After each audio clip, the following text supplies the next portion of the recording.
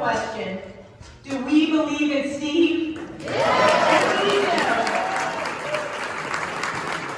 As I was pulling into the parking lot, I thought to myself, wow, Steve McLaughlin turns out more people than a Joe Biden rally. So credit to you, Steve. Really, really well done. It shows the energy as we're heading into the local elections this year.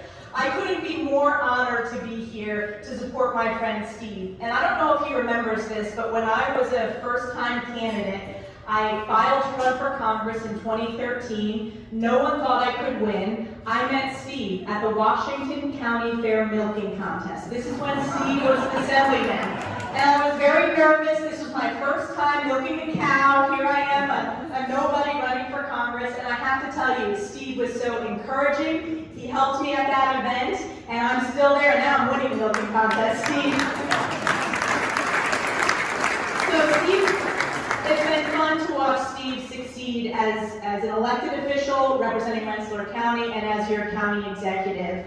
And Steve nailed it when he talked about the real results. The fact that he has delivered 3 tax cuts and a 4th on the way, you hardly hear that from any policymakers. You certainly don't hear that from Democrats in Albany, and you don't hear that from Joe Biden and the Democrats in Washington. We could use a lot more of the common sense that Steve brings here to our national politics. In addition, Steve supports our law enforcement. He is proud to back the bill.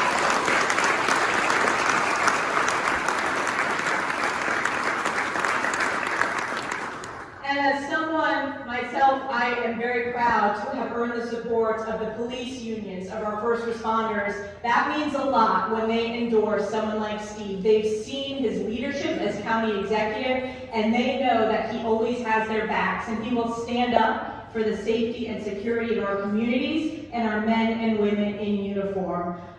In addition, Steve has supported our first responders, as I said, but also when it mattered most this past year during the COVID pandemic, he stood up and protected our most vulnerable. He said, not here, not now, not ever, when it comes to COVID in our nursing homes.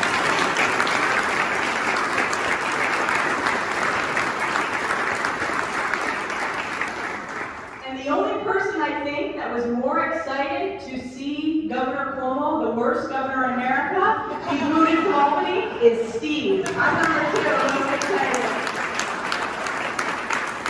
But I have to tell you, that takes guts. Steve has been calling out Governor Cuomo's failed leadership for years, not just this past year, not just during COVID, but years and years back when he saw the corruption in New York State when he served in the Assembly in Albany. And having the guts to stand up for the taxpayers he represents, for the people he represents, and for the right thing, that means a lot, and it's far too rare in Albany, and it's far too rare in Washington. Let me tell you a little bit about the disaster we're seeing in Washington.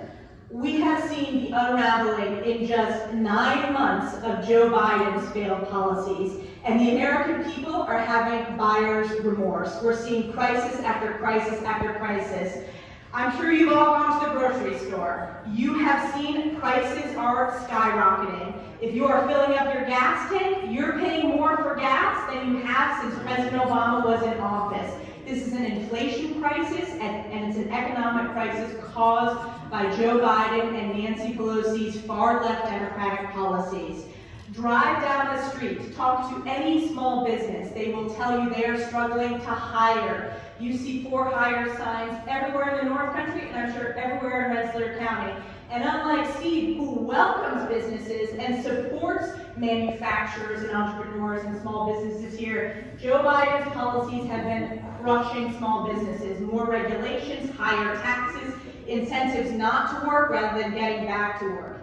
In addition, we are seeing Joe Biden's crime crisis across America. If you look at cities controlled by far-left Democrats, crime rates are skyrocketing. They are not supporting our law enforcement, and it impacts every community. It impacts the safety and security because that's what we need in order to live up to life, liberty, and the pursuit of happiness.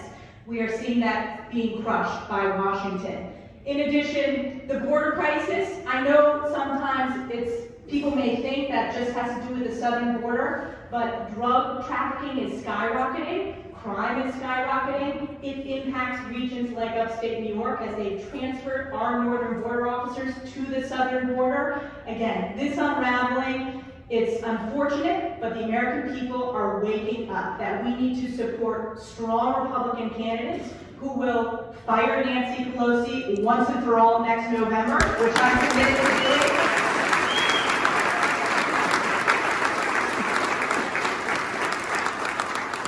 And that starts in the local elections. People will look at the success of local elections this year as an indicator for the energy and enthusiasm as we head into the midterms. I'm committed to helping win back the House and to, frankly, saving America from the disastrous policies of Joe Biden.